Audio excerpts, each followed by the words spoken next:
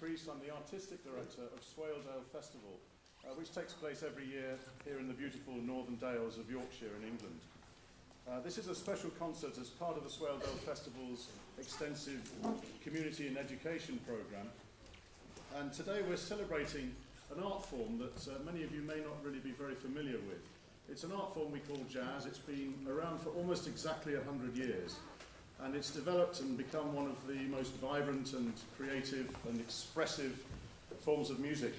And it's so diverse that it's influenced so many other kinds of music. It's really interesting, and it's really nice that we can present some live jazz to you today.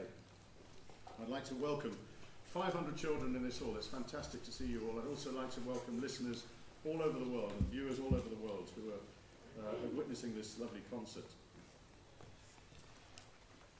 On behalf of the Risedale Festival, I would like to particularly thank some very special people and organisations, particularly North Yorkshire Youth Music Action Zone, NIMAS, who have facilitated this and worked very closely with us on it, and Youth Music. Also to the National Youth Jazz Orchestra, who have an extensive programme of working with young people, and I'm very grateful to all the people involved in that. Also to Arts Council England, who very, very generously fund this kind of work, and we're very grateful to them. And to a range of trusts and foundations and individuals such as Dave and Hilary Disney, who have helped us with this particular project. And last but not least, the staff and the pupils of Risedale School here in Catterick and all the 7 primary schools that have participated in this project. We're really grateful to all of you. Thank you. Now, it gives me enormous pleasure to welcome 22 of the finest young jazz musicians in Britain. Please give a very, very warm welcome to Mark Armstrong.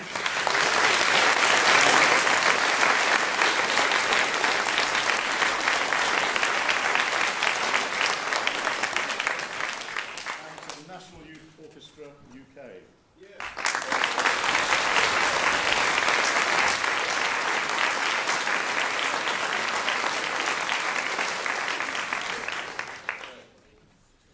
Good morning, everyone. Don't have to say good morning back, it's fine. But we do like a bit of call and response. As you can see, this is this amazing band in front of you. This is at NIJO, the National Youth Jazz Orchestra. We're going to play some pieces for you. We're also going to do a bit of interactive stuff, which we can all do. So be ready, because you might have to do some dancing around and things. Maybe even some singing. But to kick off, we're going to start with this tune, which is called Sing, Sing, Sing, which was recorded by the Benny Goodman Orchestra. Here it comes. Are we ready? 1, 2, 3, 4.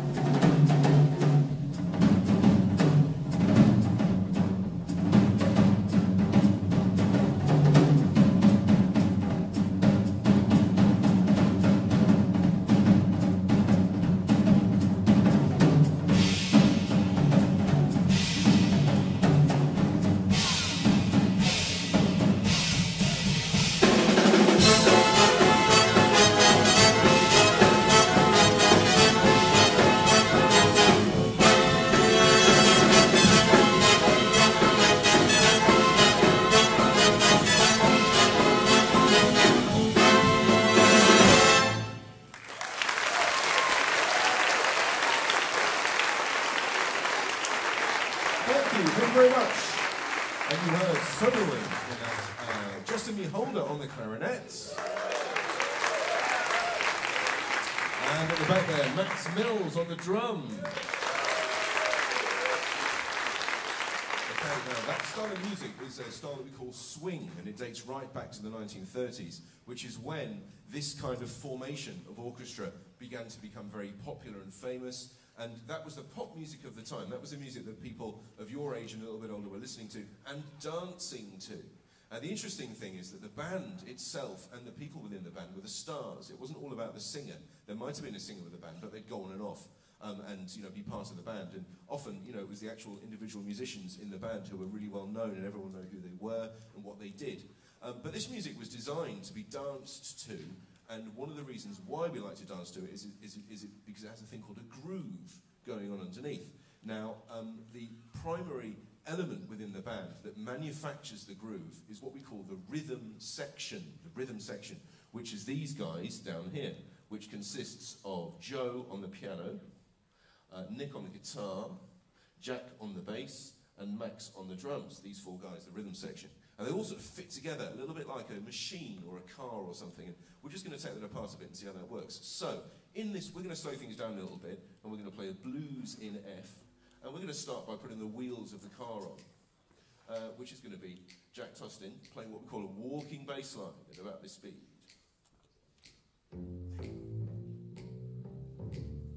And there it is.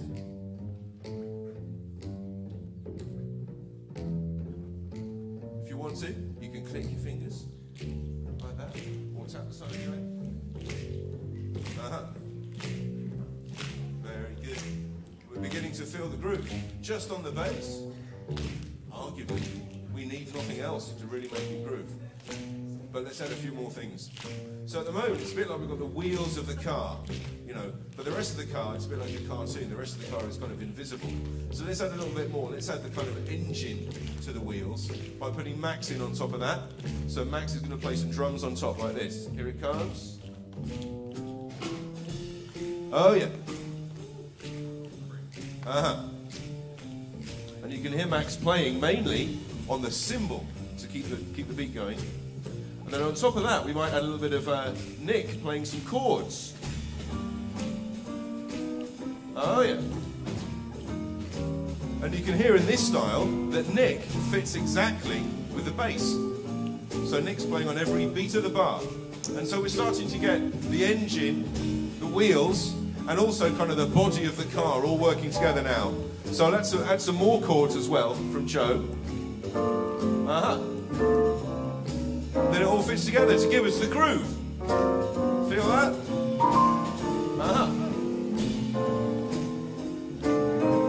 And then the thing about this is this is where we can start to play things over the top. Something like this.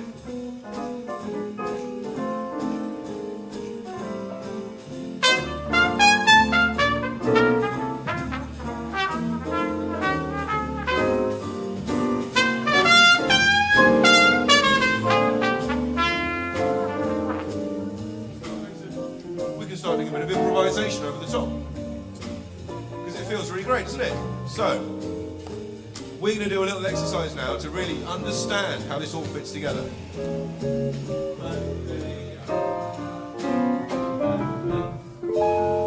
How about the rhythm section?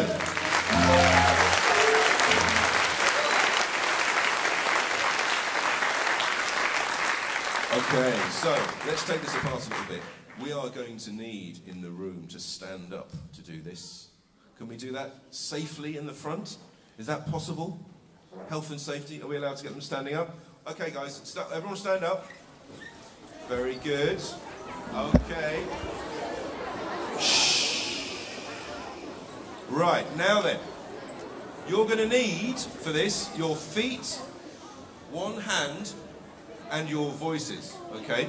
So the first thing I need to do, shh, is teach you a little thing we're going to do with our voices. Can you say do? Say do. Do. Say dull. Dull. That's a bit weird, that. Say ah. Ah. Put them together and you get doodle-a. Doodle-a. Do that again. 1, 2, 3, 4. Doodle-a. Very good. Now, be ready for that. We're going to start doing that. We'll get the rhythm section playing one more time. We might have a few riffs from the band. and we're going to put those all together and see what it really means to swing, okay? So, let's start off with the rhythm section, and what I'd like you to do is just get your feet moving like this, okay? 2, 3, 4, 1, 2, 4, 1, 2. Here we go, let's have the rhythm section. 2, 4, 2, 3, 4. So be thinking, 2, 3, 4, 1, 2. Now, see if you can click your fingers on beats 2 and 4, okay? 1, 2, 3, 4. Or slap the side of your leg if you prefer, or clap. Like this. Very good. Excellent. Now then, on top of that, I'd like you to say this. Say this. The doodle-up. Doodle-up. It's like doodle-up. The doodle-up. Doodle-up. The doodle-up. Say it twice. A doodle-up. Doodle-up. Doodle-up. Doodle-up.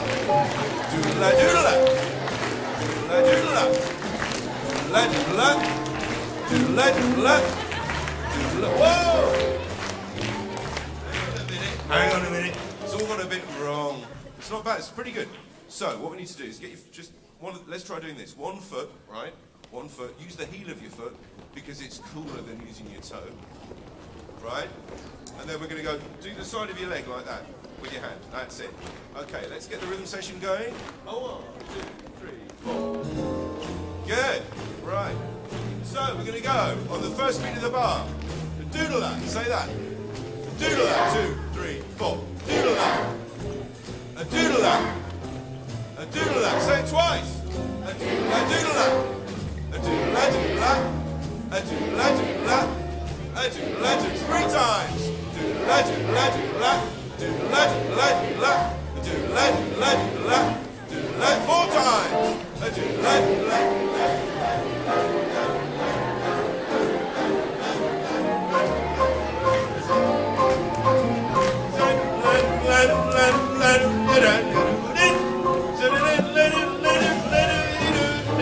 Keep those diddlers going.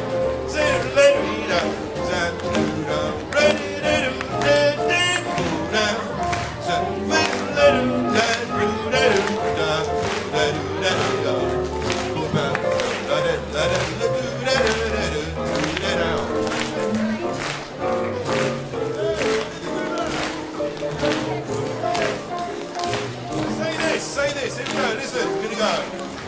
A do, ah, ah, ah. Go. Again. A do, ah, ah, ah. Go. Like this. A do ba, ba, ba do ba. Say it again. A do ba, ba, ba do ba.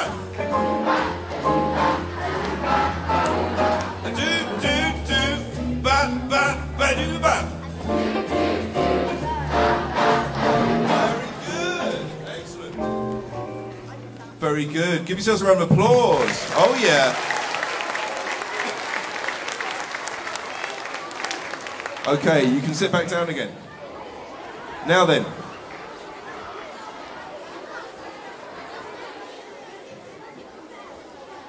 If this was an organisation like the Scouts, I think you've all won your swing badge. Oh, yeah. So, what was going on there? We were dividing up the beat into triplets, into 3s, because that's the way the swing groove works. When Max plays his cymbal, like this, 2, 3, and... Can you hear how it fits with doodle-la, doodle-la, doodle-la, doodle-la, doodle-la, doodle-la, doodle-la, doodle-la? Yep. And the other thing about it is that the ah, even though it's not on the beat, is a more stressed part of it. Da-do-la, la, la, la, la. So you can hear there's a bit of weight on that. And that sort of bouncy rhythm is the thing that makes you want to dance to the music. Does that make sense? Yep. Okay. Thank you very much.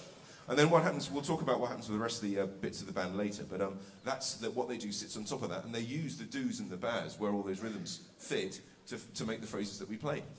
Okay, we're going to move on and play another piece for you now. We're going to play a piece called Half the Fun by Duke Ellington. This uses a slightly different kind of groove compared to the swing groove we used earlier on for Sing, Sing, Sing.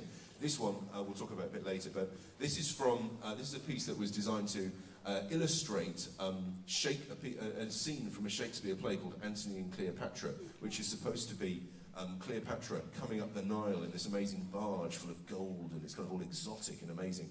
And there's a character in the Shakespeare play, Antony and Cleopatra, who describes this scene. And one of the things he says, which is a really lovely phrase that describes what it's like, is he says, "Most people sate the appetites they feed, but she makes hungry where most she satisfies." Ooh. So that's what's being said. And let's have a listen to this lovely piece. This is written by Duke Ellington and Billy Strayhorn. It's called Half the Fun. Half the Fun. Here we go.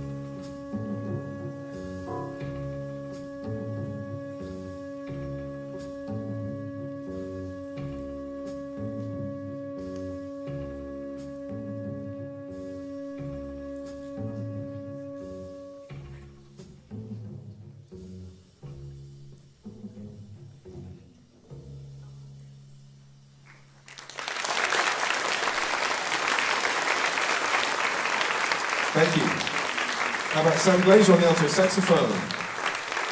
Yeah. Joe Hill on the piano. And also, special mention for both Jessamy and Tom for the longest last note in history and their amazing breath control. Oh yes, very good. Excellent. So, that tune, Half the Fun then, is made up of a variety of different things that make it kind of sound exotic. So I thought it might be quite fun to just take some of those things apart and talk a little bit about how the band works on top of the rhythm section.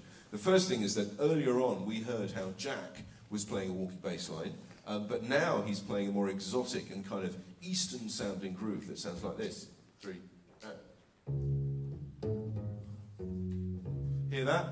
So underneath that, rather than swing quavers, we're kind of thinking like this. Chinka, chinka, chinka, chinka, chinka, chinka, chinka, chinka. And Max, when he plays the drums, his rhythms are based around that sort of even quaver, or we sometimes call it straight eighths subdivision of the beat, like this. 3, and he's doing a few kind of pretty exotic sounding things, isn't he? That kind of little rattly sound. And then he's using the mallets on the drums, which makes it sound a bit more like kind of Eastern African drums, doesn't it? You can hear those two things fitting together. Yep. There we go. Very nice, guys. Thank you. Excellent. Then over the top of that, we have kind of some kind of exotic sounds in the saxes. Can we just hear the saxes play B?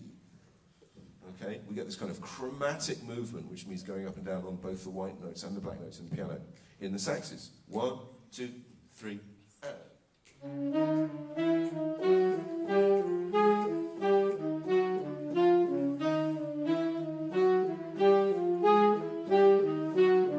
Yeah, there we go. So that's the saxophones. And then behind that, on the trumpets, we have a little bit of a muted or plunger trumpet at A. Let's just hear the trumpets at A, so we can hear that kind of thing happening. Now, if you look at the back, you can see they're using some plungers, which are sort of round mutes that they put over the ends of their trumpets to make a different sound. Let's hear that, guys. 1, 2, 3, and.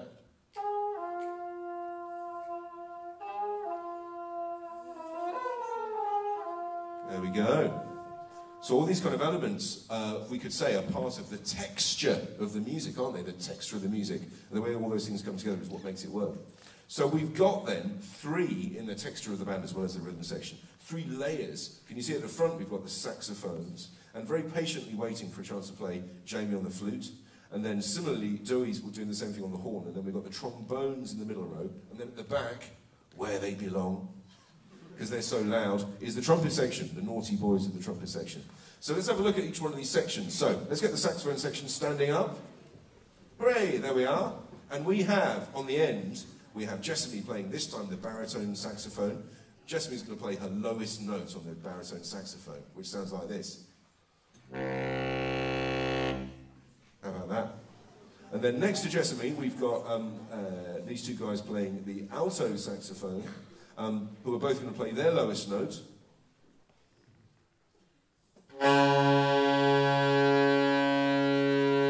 Very nice, thank you. And then next to them, we've got 2 tenor saxophones. Why don't you play your lowest notes as well? Lovely. So as you can see, we can imitate boats leaving a harbour very easily in Nigel with the lowest notes of the saxes. But all together, when you hear them playing as a section, they make this lovely kind of warm and pellucid sound, which all fits together, like at somewhere in this piece. Yeah, like an H. Let's say you play H with a little bit of clarinet on top for extra sparkle. See, these guys, what they can do, which is really amazing, is they can double on flutes and clarinets to give you these different sounds. So this is the sound of the saxophone section altogether. It goes like this. And 1, 2, 3, 4.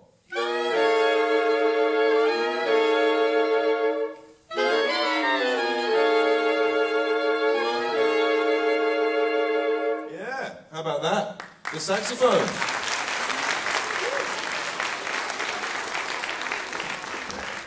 Okay, now shortly we're going to move on to another song to play for you. But before we do that, just to make you aware that there is a Q&A part of this, and there's a Twitter feed that you can ask questions to. I can't remember what it's called.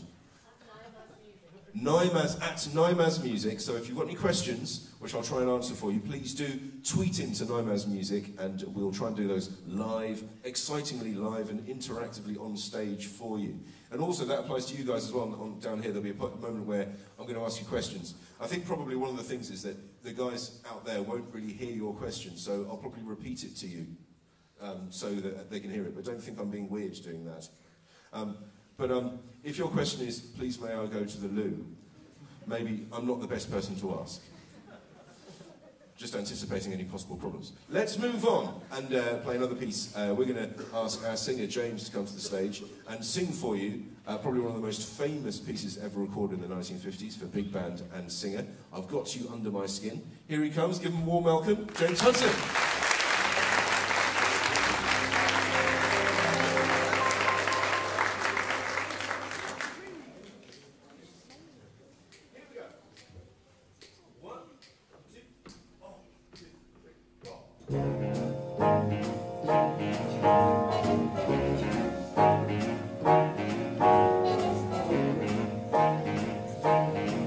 I've got you under my skin. I've got you deep in the heart of me. You're so deep in my heart that you're really a part of me. I've got you under my skin, and I try so not to give in. I said to myself, this affair, it ain't gonna go so well. But then why should I try to resist when, baby, you know so well that I've got you under my skin. I'd sacrifice anything, come what might, for the sake of having you near, in spite of a warning voice that comes in the night and repeats how it yells in his ears. Don't you know, you fool, you never can win. Why not use your mentality? Wake up to reality. But each time I do, just the thought of you makes me stop before I begin. I've got you under my skin.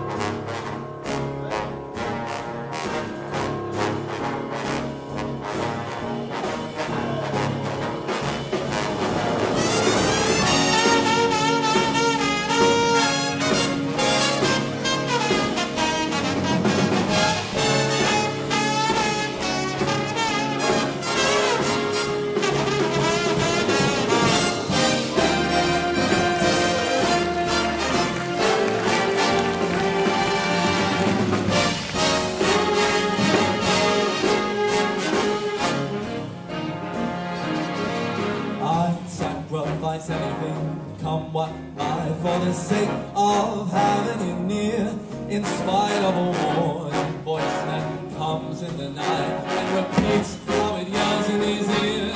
Don't you know, you fool, there's no chance to win. Why not use your mentality? Wake up, step on up to reality. But each time I do, just the thought of you makes me stop before I begin. I've got you under my skin, and I love you way under my skin.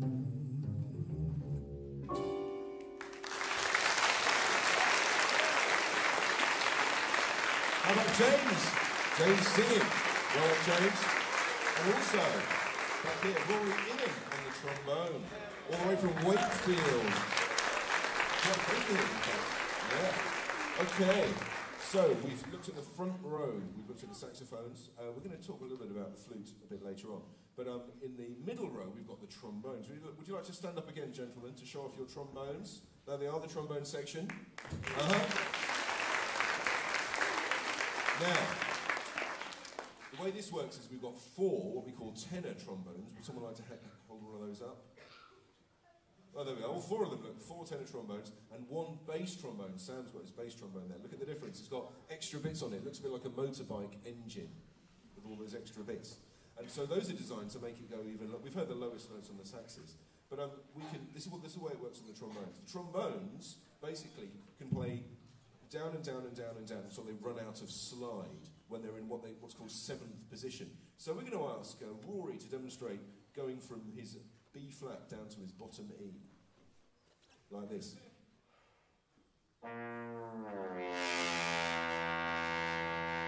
There we go. In fact, that's what the trombone's really designed to do. It was designed to make comedy noises for clowns. And then people realised it could do stuff which was a bit more interesting and artistic, as you could hear during Rory's lovely solo.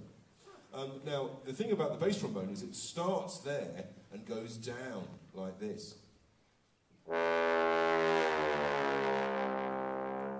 Ooh. So we can get further down on the bass trombone. Can we get any lower than that? How about that? Exactly. As you can hear, the bass trombone was originally designed to be used for special effects in a creepy film when the door opens with a creaking noise. That's what it was for, isn't that right? But altogether, what we get is this brilliant sound of the trombone section. Could we play the trombone build-up, please? The trombone build-up in Skin? Oh. Yeah? Okay. And so you can hear, we're going to hear the trombone section playing as a section, gradually starting with the bass trombone and then adding the other parts over the top. But, like this. It starts with the bass trombone. Here we go. 1, 2, 3, 4.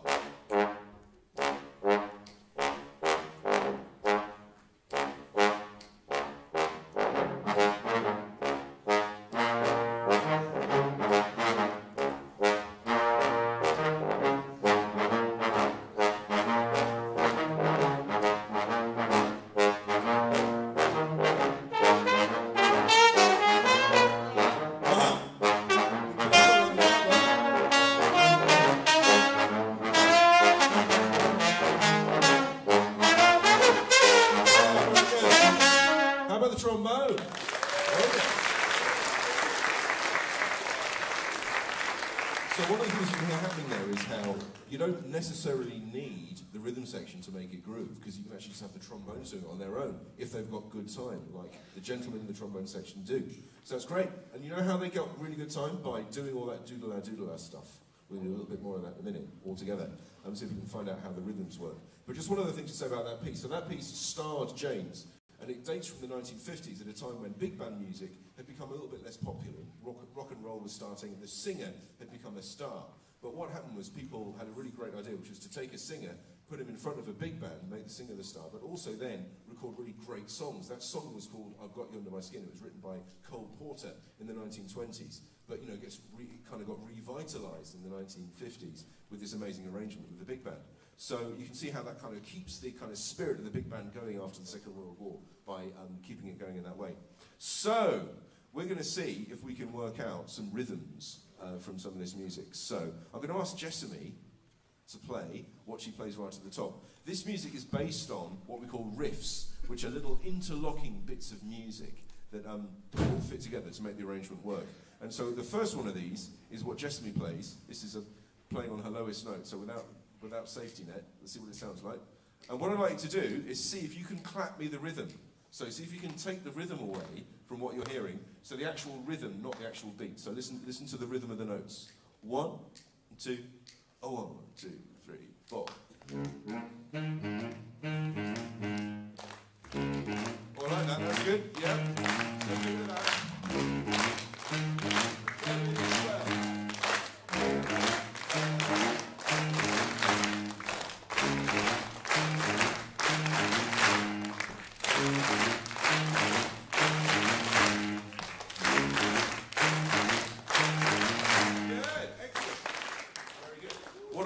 About that was that you were automatically clapping on beats 2 and 4. 1, 2, 3, 4.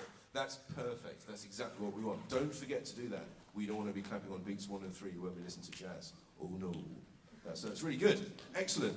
Let's try another bit. Let's see if we can keep that going. Let's play this. Let's just get the band playing this from the top and see if you can keep that beat going while they play. Okay? Here we go. So we're going to clap on beats 2 and 4, and the band are going to play from the top. Ready? 1, 2, 1, 2,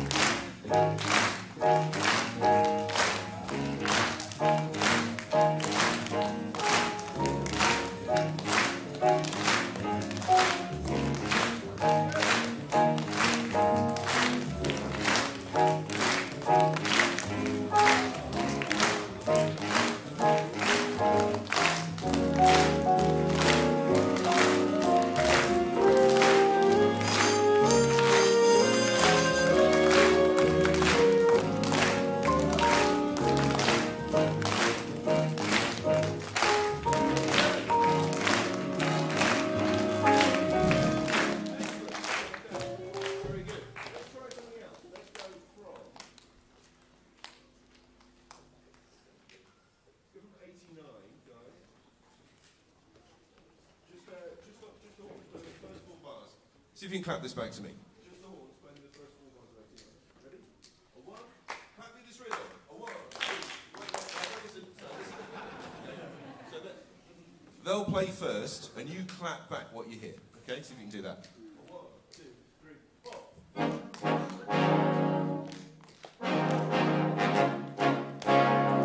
Okay, have another listen.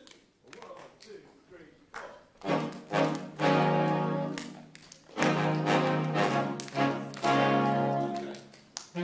Can you clap me that? A 1, 2, 3, 4.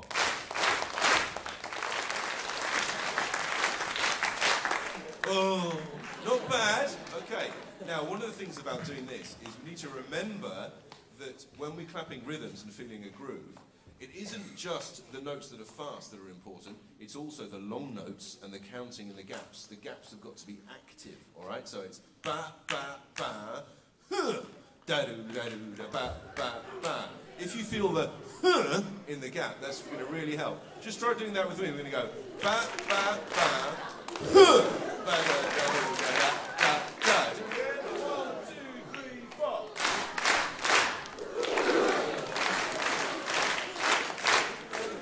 Excellent. So the huh is very important. That's the first beat of the bar. I'm going to get Jack to play a little funk groove to show you why the huh is important.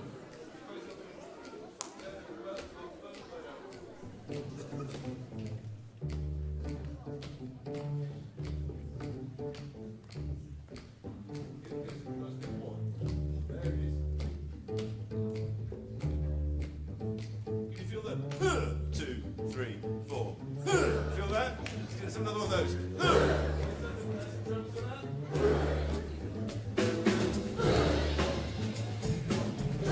There we go.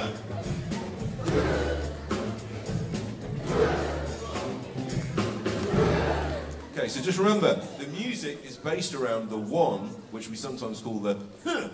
Okay? Very good.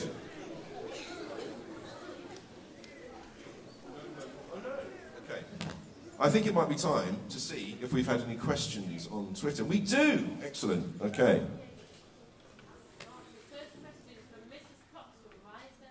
The first question is from Mrs. Cox from Risedale College, and she asks,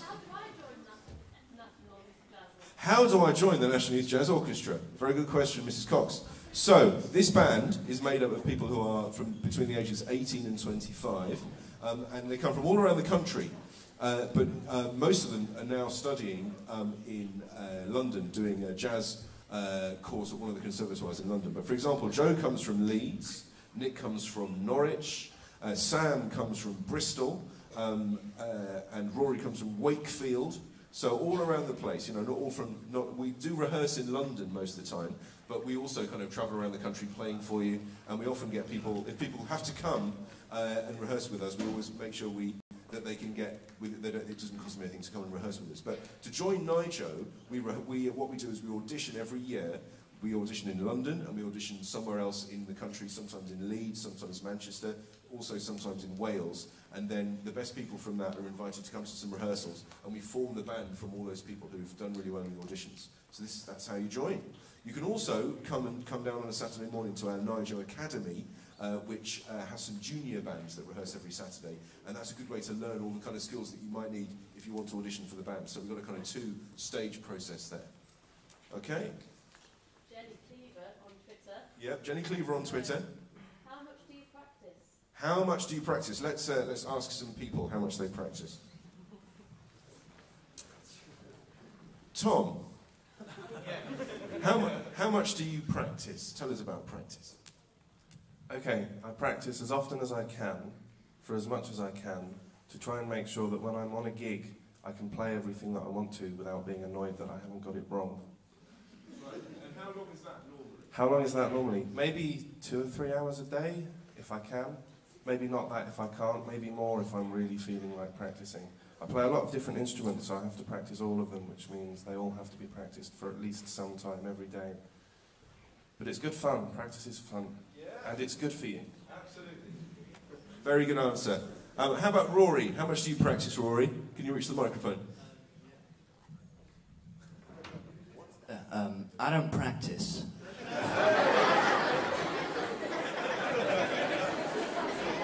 No, I'm just kidding. I'm just kidding.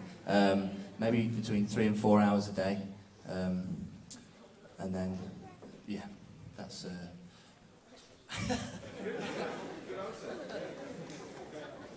So we go. Let's ask someone else. How about let's ask Joe. How much does Joe practice?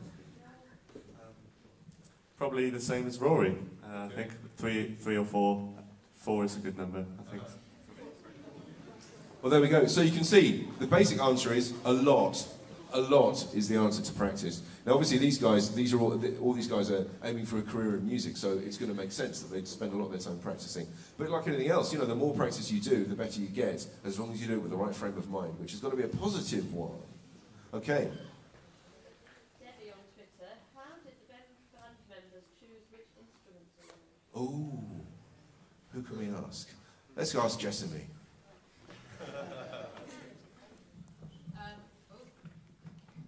I actually started on clarinet, and then all the baritone saxophone players in my school left, and my teacher said, I think you'd be good at that, and just gave it to me. So I'd give it a go. Very good. Nick, what made you choose the guitar? I wanted to be Jimi Hendrix. And you succeeded. Not with the hair, though. Yeah. Excellent. Who else? Sam, what made you choose the saxophone? Very similar to this, actually. I was in primary school, and a saxophone quartet came in, and I just thought it was cool. I wanted to play the oboe first, but nothing wrong with that, but I like the saxophone a lot, so I'm glad I chose it. Okay, any more? Okay, we want to hear a bit of jazz, rock and roll lifestyle now. What's the maddest thing that's ever happened at a concert, says Jaden? The maddest thing that's ever happened at a concert. Within the bounds of what we're allowed to talk about. Who could talk about that? Who's got a good story about it? Yeah. No, apart from missing the bus to get there, that's a different thing. Can you think of the maddest thing that's ever happened? I suppose we could say some of the kind of mad things that can happen are that we end up trying to play music when not everyone's got the right music. That could be quite fun, because what that means is it makes people actually have to make it up as they go along. And the thing that's really great about that is that's really in the spirit of jazz. It's fine, you know. With some big bands, you know, this curtain goes up and people are just completely unready, and you just have to start playing. And one of the brilliant things about jazz is that because we've got all these kind of internalized skills, we've got the groove, we understand how to improvise over the top of it, a lot of this stuff we can get away with an awful lot, and no one knows, providing we keep smiling. And then that's the magic of showbiz, ladies and gentlemen. Any more? One more, I think. Okay, Jonathan would like to know, how do the musicians know what to play when they stand up to do their solos? Ah, okay. How do the musicians know what to play when they stand up to do their solos? Let's ask Sam how people know. Well, basically, in every tune we play, there's a thing going on underneath called a chord progression. And what we learn to do as jazz musicians is we learn what notes fit over certain chords, so that when the chord changes, we know what notes to play and what notes not to play. And then we also transcribe solos from famous jazz musicians in the past and take their language to things that they played and adapt them for different situations. There we go. And then failing that, we just kind of wing it. Okay, so that's how it works. Yeah, improvisation is about using all the different things that we're hearing around behind us and using those to help us to make something up which is our own. And like Sam says, it's about knowing about the chords, knowing about the groove, thinking about melody, all those things come together.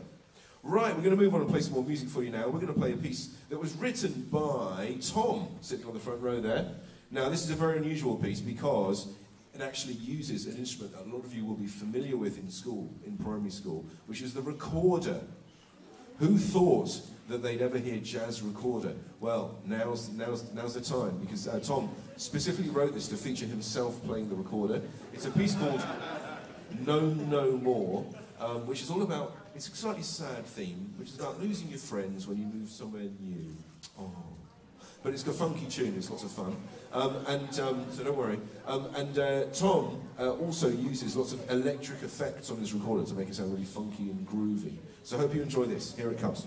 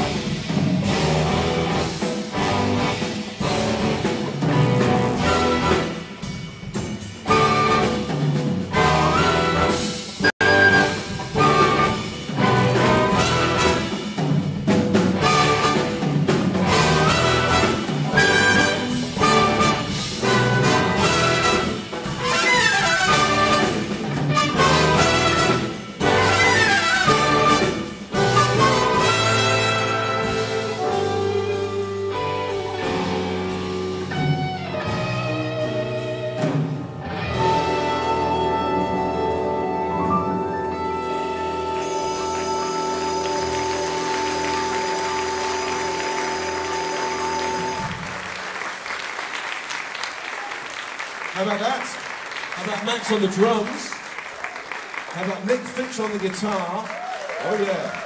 And composer and recorder soloist Tom Ridout. Okay. We're kind of heading towards the end of our concert for you, but before we go, we'd like to just introduce to you the rest of the instruments in the band. So, first of all, just to say that we have Jamie on the flute. So stand up, Jamie, show off your flute. Oh, yes. There it is.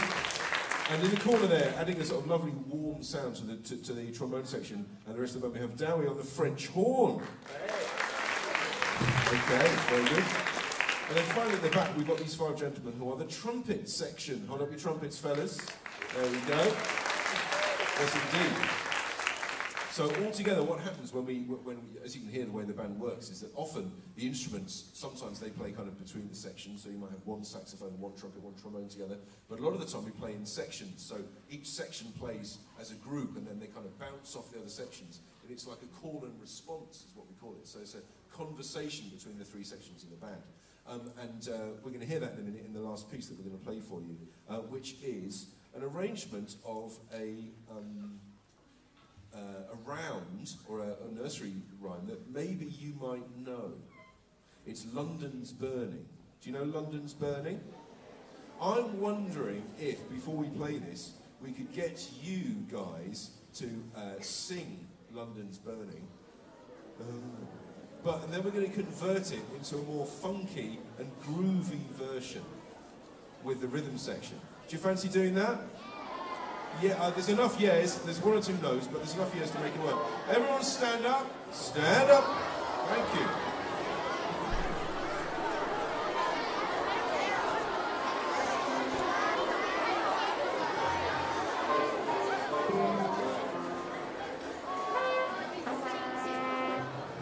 Start on this note. Okay.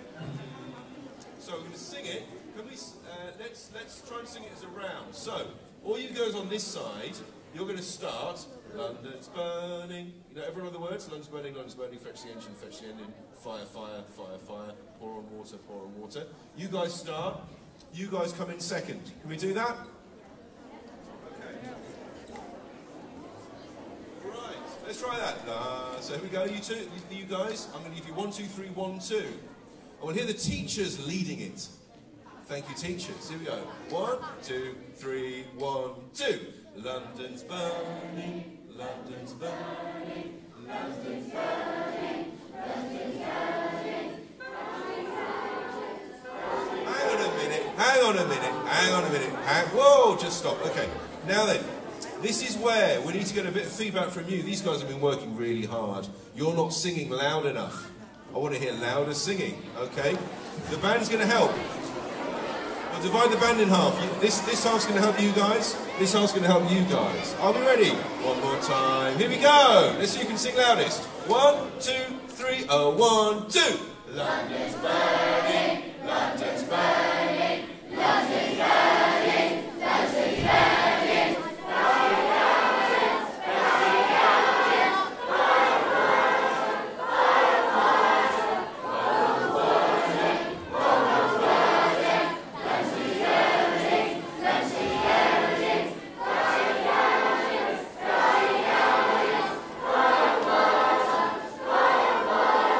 That's more like it.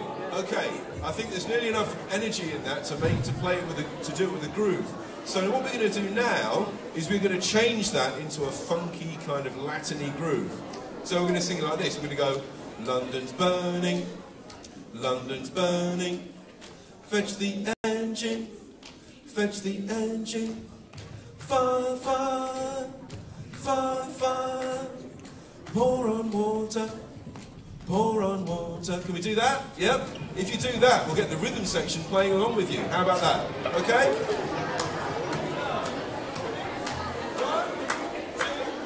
1, 2, 1. London's burning. London's burning. Fetch the engine. Fetch the engine. Fire, fire. Fire, fire. Pour on water. Pour on water. London's burning, fetch the engine,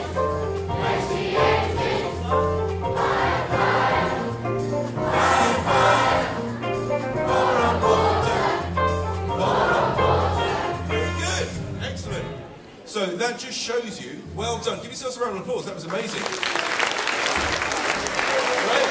Thank you. And you may sit down. You may sit down. Okay.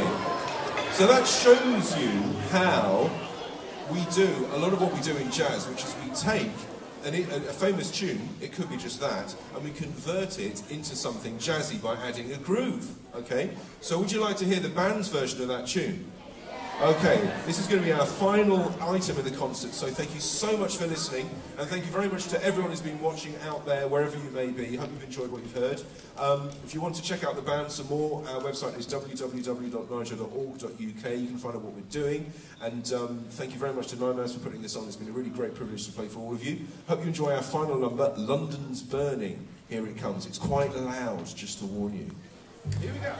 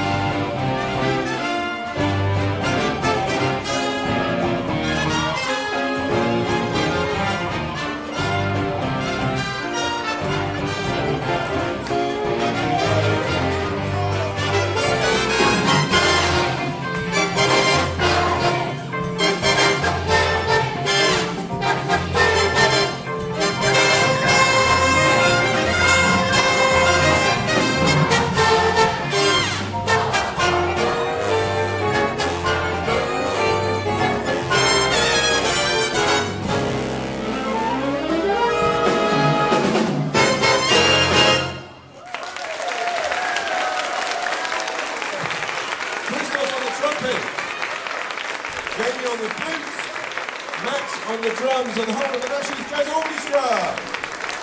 Thank you.